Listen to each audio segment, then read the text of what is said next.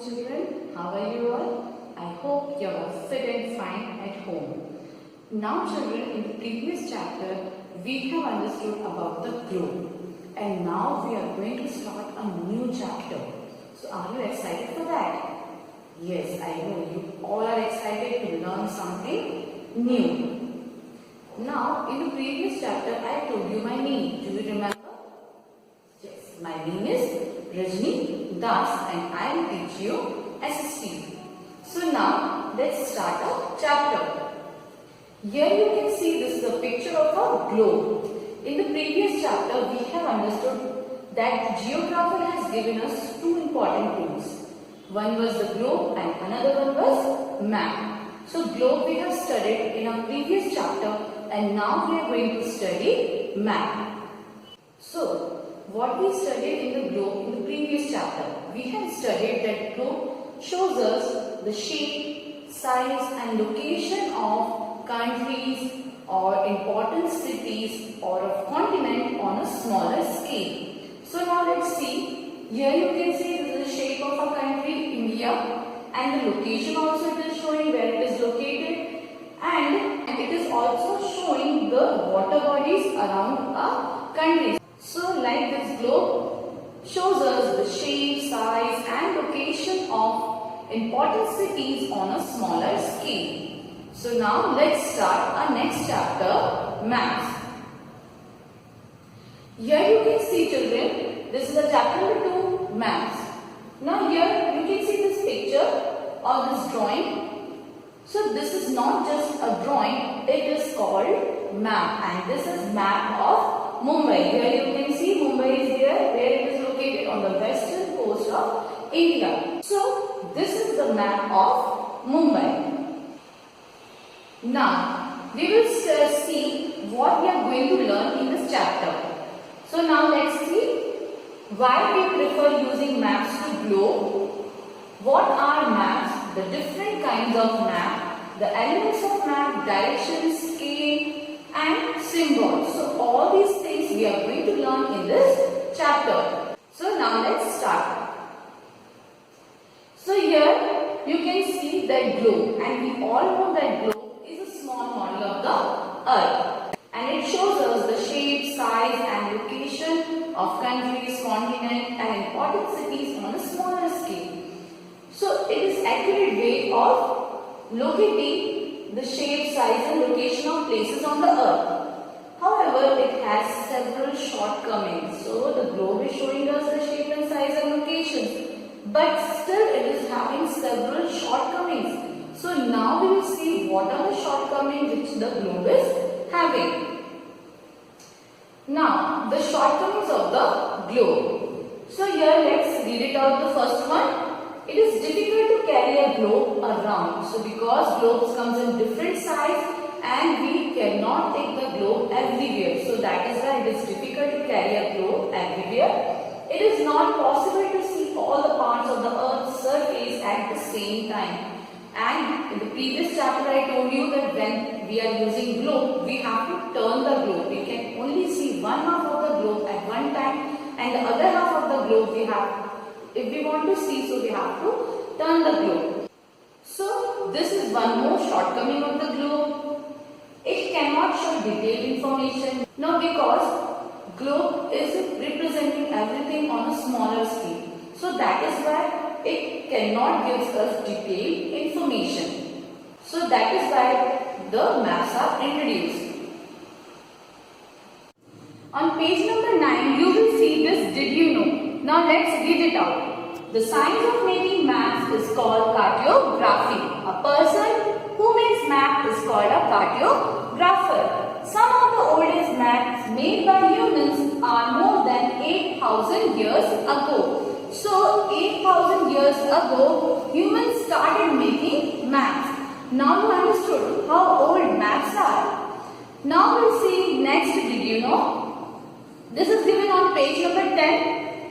Now let's read it out. Claudius Ptolemy was a Greek mathematician and geographer who lived in Egypt more than 2000 years ago. So Claudius Ptolemy was a Greek mathematician and geographer. Now geographer, I told you in the previous chapter that they study about land. And who are mathematicians? Mathematicians are the people who have extreme knowledge of mathematics and they use this extreme knowledge of mathematics in their work. Mostly they use it in solving mathematical problems. So what is the role of Claudius Ptolemy over here? He created several maps of the world. So that is why we are studying about him, because he created several maps of the world. Next, what is a map? Now you can see the picture of world map is given. Here you can see there are different continents are shown with different colors. Now let's see what is a map. So a map is a drawing of the earth's surface or a part of it on a flat surface like paper. Like you can see this paper, it is having a flat surface. So map is also a drawing, but it is a drawing of the earth's surface or a part of it on a flat surface. So that is called map. We can understand it with example. Now we can take this example. Here you can see there are different drawings are made and they are drawn on a flat surface on paper. So here you can see this drawing is only having a part of this second drawing. So like this, maps are a drawing of the earth's surface or a part of it on a flat surface. But we cannot flatten out a earth surface. So there are some errors in the shape and size of the land masses on map. People who make map, they try to minimize all these errors. Next, now why maps are used? So map gives us detailed information. Like in the starting of the chapter we have seen map of Mumbai. So on that map we can only see the roads or the places in Mumbai. So likewise that map was giving information only about Mumbai. So it gives us detailed information. It can be carried anywhere. So because maps are drawn on a sheet of paper, we can also fold it and even we can roll it and we can take it anywhere because they are drawn on a sheet of paper. So these are the importance of map. That is why now we are using, and most of the people they are using maps instead of globe. So now we'll see different types of maps. So maps can be drawn to show a continent, countries, or only a particular continent or of a state, and even we can draw a map of a neighborhood and of a school. So it can be drawn of any size. So like this we are having different types of map and they are very easy to handle. Now next, the larger the area covered by a map, the more will be the errors in it. A map of your neighborhood can be drawn accurately as it covers a small area. But a map of India or a map of the world will have errors because they cover very large areas. So when we draw drawings, big drawings, so what happens? We make a lot of mistakes in that. In the same way, when we draw a world map or when we draw a map of a country, so we will have a lot of errors in it. So the larger the area it will cover, it will have more and more errors. But if we draw a small map like a map of a neighborhood of a school, so it will have less errors. The map of the world shown on page number 12 of this book is drawn on less than half a page. A wall map of the world can be several times its size and shows many more details. It can be easily rolled up or folded and carried. So here you can see in your book, this is the world map is given and this world map is drawn only on a half of page. So now when we see wall map, the wall map of the world can be several times bigger than its size, and because it is a wall map, it will show many more details, and the wall map also can be rolled or can be folded and can be carried because all the maps are drawn on a flat surface. Now next let's see what is given.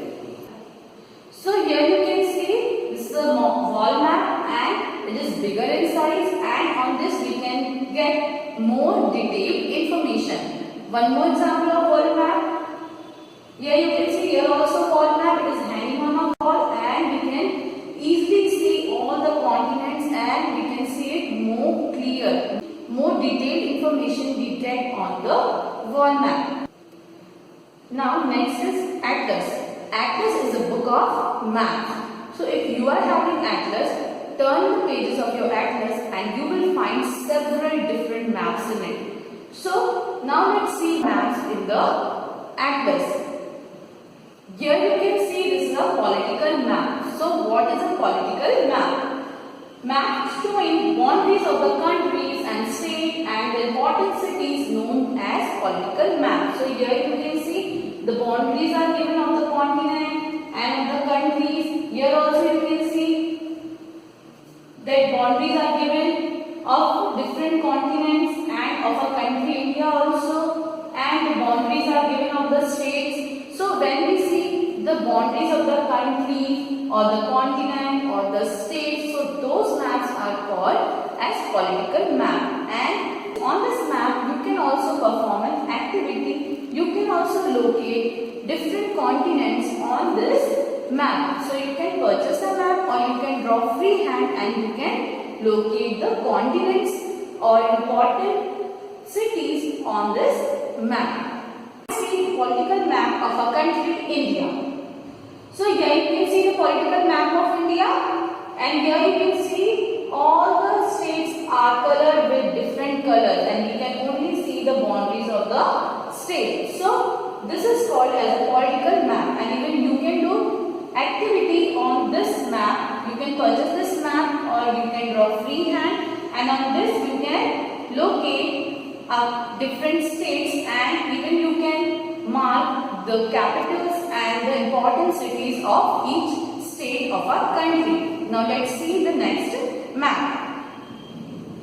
Now this is physical map. Now what are physical maps? Physical maps are the maps those who show physical features like mountains, rivers and plains are known as physical maps. So here you can see in this picture, this is the desert is showing, Sahara desert, here plateaus of Tibet. So like these maps are called as physical map.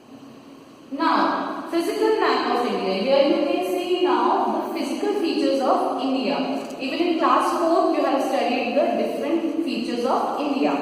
Now here you can see here you can see the Thar desert, and here you can see the Deccan plateau. This is Chotan Nagpur plateau. Here's the plains. So the maps which shows us the physical features. Now next we will see maps showing crops, minerals found in various places. So here you can see this is a map which is showing minerals. Here you can see all the minerals are having different symbols, and by that we can understand that in which part of a country all these minerals we are getting. Now here you can see in the whole world where we are getting diamonds. Here in North America, and here in Africa, South America, Asia, in our continent here we are also having diamonds. So by this map we can understand the location of major diamond mines. Now let's take one more example. So here is a map of coal and iron deposits. So here this is a map of a country, and from where we are getting coal and iron. Here we can see we are getting it from Bihar, Madhya Pradesh, Jharkhand, Maharashtra, Goa, Karnataka. So from all these places we are getting coal and iron. Now rice growing states of India. So this is a crop map, and on this we can see this is the rice growing state in the north zone, and here you can see in the central zone we are having these states which are growing rice, and in the south zone these states are growing rice. So this is a map of rice growing states of India. Next, map showing rainfall in different areas. So here you can see this is a picture of world map, and here you can see there are two types of color are showing. dark green and light green. So the dark green shows heavy rainfall and light green shows light rainfall. So wherever there are dark green color, that area is receiving heavy rainfall, and wherever there are light green colors, the area is showing less rainfall. Next is map showing roads of India. Here you can see this map of India and it is having so many roads. Now we will see what these stands for. National highway with numbers. So the numbers which you can see over here, these are the national highways. Other main road network, and these black lines are showing us other main road network. This yellow dot is showing us major cities. So here you can see these are the yellow dots and they are showing us the major cities. So you can understand we are having so many roads in our country, India. Children, do you know which national highway connects Itarsi with major cities? The answer is National Highway 69. NH 69 connects Itarsi with the major cities like Bhopal and Nagpur. Next, map showing railway of India. Here you can see the railway network of our country. Now here you can see there are green lines and red dots. Now to understand this we have to see the key of the map. Here you can see these lines are showing railway lines. Here you can see so many lines are there. They are showing railway lines, and the red dots are showing major railway station. Here you can see these are the major railway station. On this map you will find Bhopal also and Jabalpur also. So this map tells us about the railway network of our country. Next is map showing airline routes of the world. Here you can see this is a map of a world and there are so many lines. So these lines are showing the airline routes around the world. Now we'll see airline route of our country, India. So this is the airline route of India. Here you can see there are red dots, black dots, green lines, red lines. So what they are showing? The red lines are showing the international airline routes and the green line are showing domestic airline routes, and the black dots are showing domestic airport and the red dots are showing international airport. If we want to go to the other country, we have to go to the international airport, and if we want to go or we want to travel in our country, we have to go to the domestic airport. So like this we can see the airline routes of our country. Now elements or language of a map. These elements gives us information about the keys or symbols used in a map. So it gives us information about the map and the area it covers. Once we understand all these elements, we will be able to understand or read the map. So now let's start with the first one, that is directions. Now there are 4 important directions, and directions are very important in all the maps. We all know that on the top is the north, at the bottom is south, and towards right is the east, and towards the left is the west. So directions are very important in maps. Now there are sub-directions. Sub-directions are directions. Except of the 4 main directions, there are 4 more sub-directions. So here we can see between the north and east there is northeast direction. Between the east and south there is southeast direction. Between south and west it is southwest, and between the west and north is the northwest. So these are the 4 sub-directions.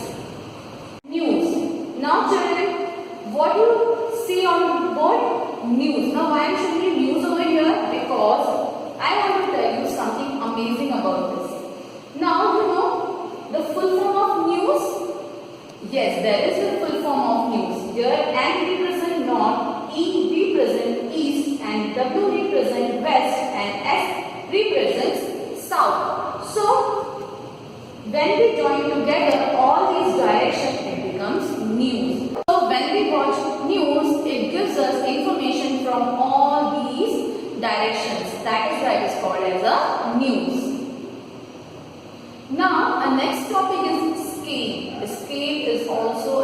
important tool in map. Now a map really shows the actual distance between places. Distances are shown so that the area being mapped can be fitted on a piece of paper. To be able to do this accurately, maps are drawn to a scale. Now let's see what is a scale. The scale of a map is the ratio between distance shown on the map and the actual distance on the ground. So as I told you just now that the distance are shown. So it is, what is a map? It is the ratio between the distance shown on the map and the actual distance on the ground. Now a map without a scale is known as a sketch. So when we draw a sketch, it is without a scale. So they are known as sketch. But if a map is also drawn without a scale, so it will not be called as a map, it will be called as a sketch. Now on these two maps, you can see the scale. So here you can see the map scale. Also you can see the map scale over here in the map of a country, India. So scale is also an important tool to understand about maps. Now let's see with an example. Actual distance between two cities may be 100 km. Two cities having 100 km distance. On map it will be represented at 1 centimeter. Scale of the map. Now on the scale of the map, 1 centimeter is equals to 100 km. On such a map, an actual distance of 500 km will be equal to 5 centimeter. So here, if the kilometers will change, so the centimeter also will change. If here will be 700 kilometers, so the centimeter will become 7 centimeter. 50 kilometer is equals to half centimeter. 100 kilometer is equals to 1 centimeter. So 50 kilometer will be equal to half centimeter. Next we will see the linear scale. Now here you can see this is called as a linear scale. Here you can see there is 100 kilometers, 200 kilometers. So these 100 kilometers is equals to 1 centimeter. Here also it is written 1 centimeter is equals to 100 kilometer. Let's see the next one. So now to understand the symbol and color used in a map, most maps have a legend. So if we want to understand the symbols and colors used in a map, they are having legends or key. The legend explains what each of the symbol used stand for. So what the legends are used? They are used to explain what each of the symbol used stand for. It also explains what the colors represent. So the legends are explaining us the symbols and colors. The legend is literally the key to the map. It unlocks the secret of the map. So what is the legend? They are the key of the map. So by which we can unlock the secrets of a map. Look at the map of the world given here on page number 12. So in your book also that world map is given. On that also you will see there is a legend is given. So the legend will unlock the secrets of a map. Next. Here you can see the climatic region of the world, and here you can see the legends are given about this map. Now let's see. This light blue color is showing the polar region. Here you can see this light blue color. So this light blue color is showing us the polar region. This purple color is showing us the cold zone. Which zone? Cold zone. So here you can see the purple color. Then this green color is showing us the moderate zone. Moderate we all know. So here you can see this moderate zones, then subtropical zones also and tropical zones also. So all these information, all these keys are used to unlock the secrets of a map. Next is colors. Certain standard colors are used to show features like sea, oceans, mountains, plains and deserts. So now we will see how they are being represented on a map. And standard color means they are universal. They never change. Next. Now we will see some standard colors. The first one, water bodies. Now you know always we represent water bodies with blue color. Even on the globe we have seen that water bodies are represented by blue color. So here you can see there is dark blue and light blue. Dark blue shows deep water and light blue shows shallow water. Mountains and highlands, they are shown with brown and yellow color.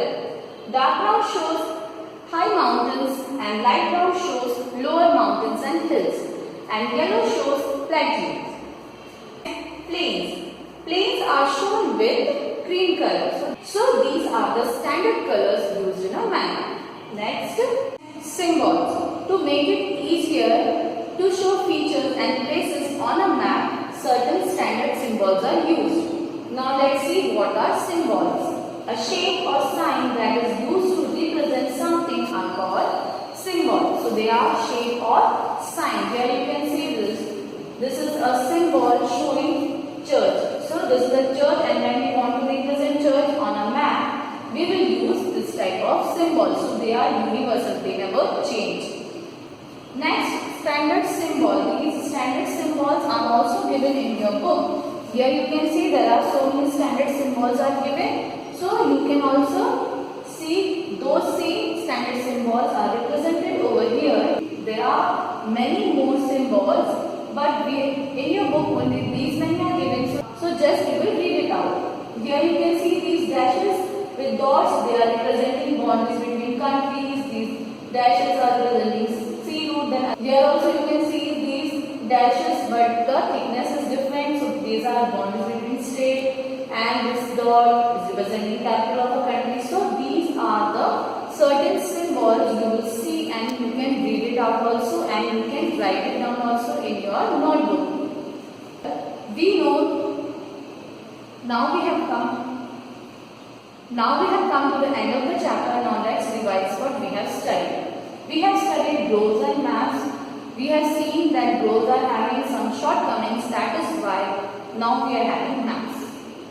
Then we have studied what is a map, then why we use map instead of globe. Different types of maps also we have seen: rainfall map, then we have seen road map, airline maps, etc.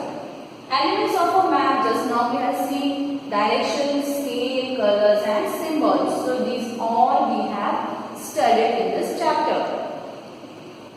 There is an activity for you children. Locate and color continents and oceans on a world map. So you purchase a world map, or you can draw freehand, and on that world map you will locate and color continents and oceans. So this is an activity for you. Next, homework. Now let's see what is your homework for today. What is an atlas? What are the elements of a map? Why map of the world has errors? Draw and learn standard symbols. Find out some more symbols used in map. So this is your homework for today. You will get all the answers of these questions in your book. So write it down in your notebook. Now this is the time for me to leave children. I hope you have understood what is a map, different types of map and the elements of a map. Now I'll meet you in the next class with a new chapter. Till then, take care of yourself and study well.